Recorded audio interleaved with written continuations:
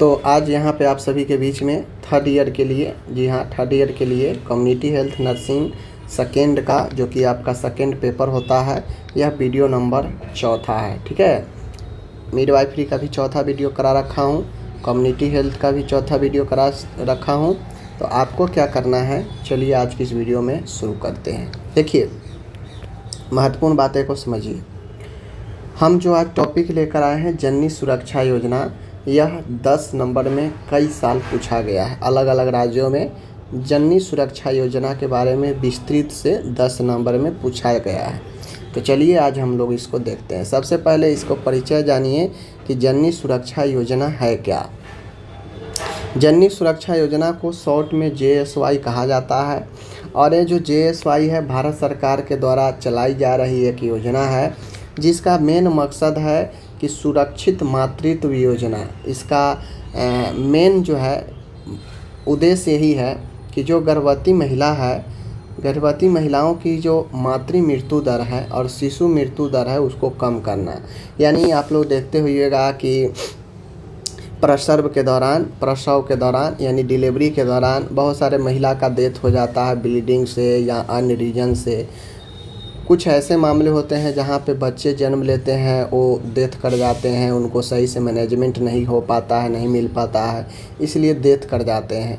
तो महिला का मृत्यु या बच्चा का मृत्यु, किसी का भी मृत्यु हो जाता है, तो यहाँ पे JSY के अंदर एक किया गया कि जो मातृ मृत्यु दर है, जो डिलीवरी प्रेगनेंसी के दौरान एक महिला का मृत्यु, बच्चा का जन्म के समय या जन्म के बाद मृत्यु, इसको कम करने के लिए JSY भारत सरकार के द्वारा शुरू की गई एक योजना है। ठीक है, अब भाई ये तो की गई, लेकिन इसके पीछे का रीज़न ये है, देख लीजिए। इस योजना की शुरुआत 12 अप्रैल 2005 को राष्ट्रीय ग्रामीण स्वास्थ्य मिशन NRHM के अंतर्गत की गई थी। यानी ये जो JSY है, JSY योजना की शुरुआत यह राष्ट्रीय स्वास्थ्य मिशन, ग्रामीण स्वास्थ्य मिशन के अंतर्गत 12 अप्रैल 2005 को की गई। ठीक है, इस चीज़ को ध्यान में आपको रखना है। तो ये तो हो गया इसका मोटा मोटी परिचय। अब हम लोग स्टेप बाय स्टेप समझते हैं आगे। तो ये चीज़ को आप लोग समझ गए, आगे बढ़ते हैं। अब देखिए, कोई भी योजना, कुछ भी चीज़ें लागू होती हैं तो उसके पीछे कोई ना कोई रीज़न, कोई ना कोई उद्देश्य होता है। तो JSY भी कोई ना कोई उद्देश्य के साथ आया, कोई ना कोई कारण के साथ आया। तो इसका उद्देश्य यही था आने का, लाने का, कि जो भी गर्भवती महिला है उसको सुरक्षित प्रसव के लिए प्रेरित किया जाए, कि अच्छे से प्रसव हो जाए, सुरक्षित हो जाए, ताकि बच्चा और माँ दोनों सुरक्षित रहे।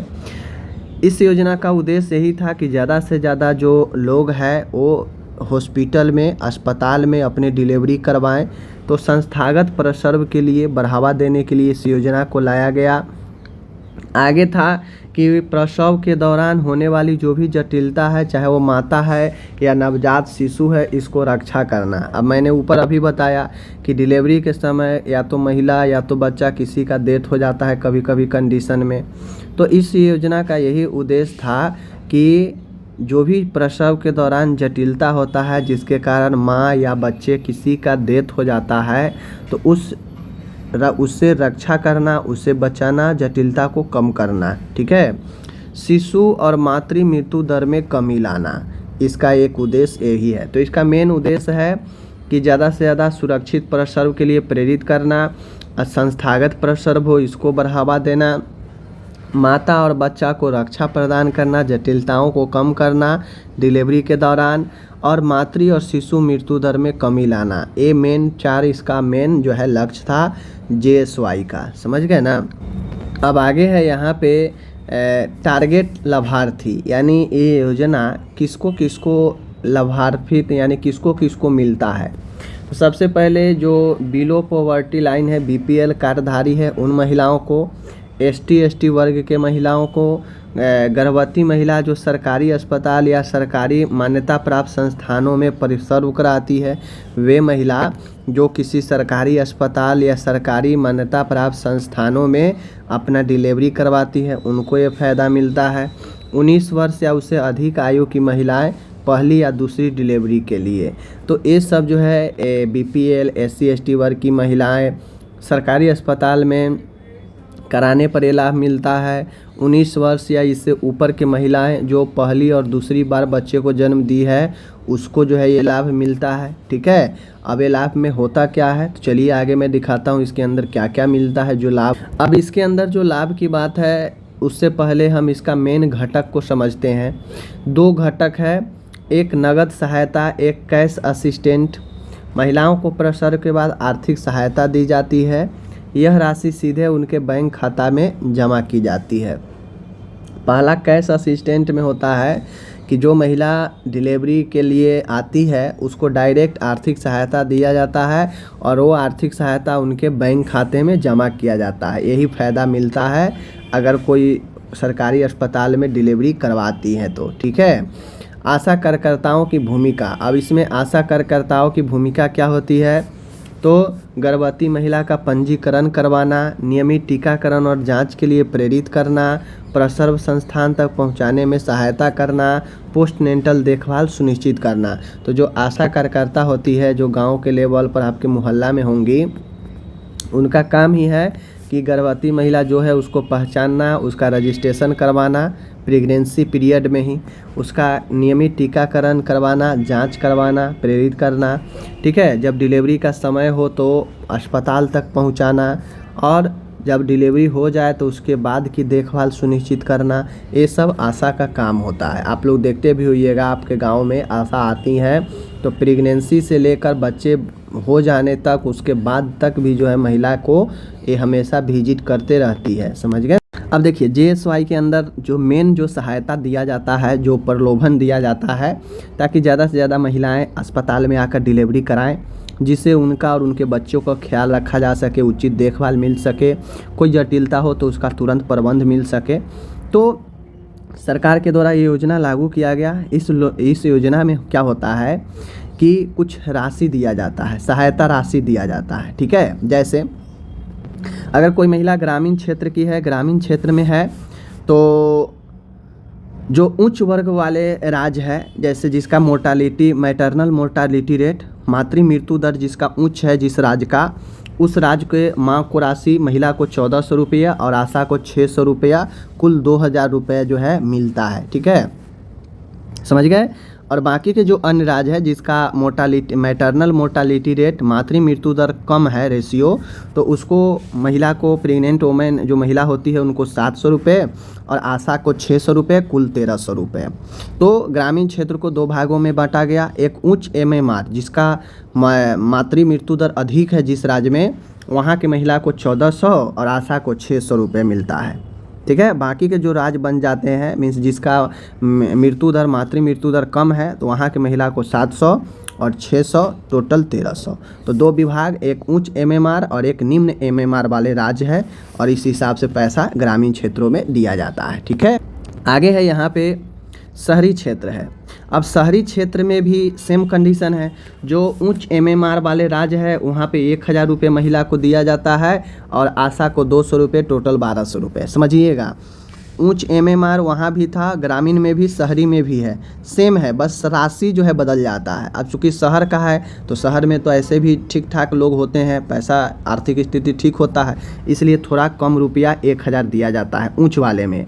और निम्न वाले में सेम है, निम्न वाले में वहाँ 700 दिया जाता है, यहाँ पे 100 कम करके 600 दिया जाता है। ठीक है, बाकी आशा का राशि वहाँ दोनों जगह 600 था तो यहाँ दोनों जगह 200 है। बात समझ गए। और ये तो कुल राशि है।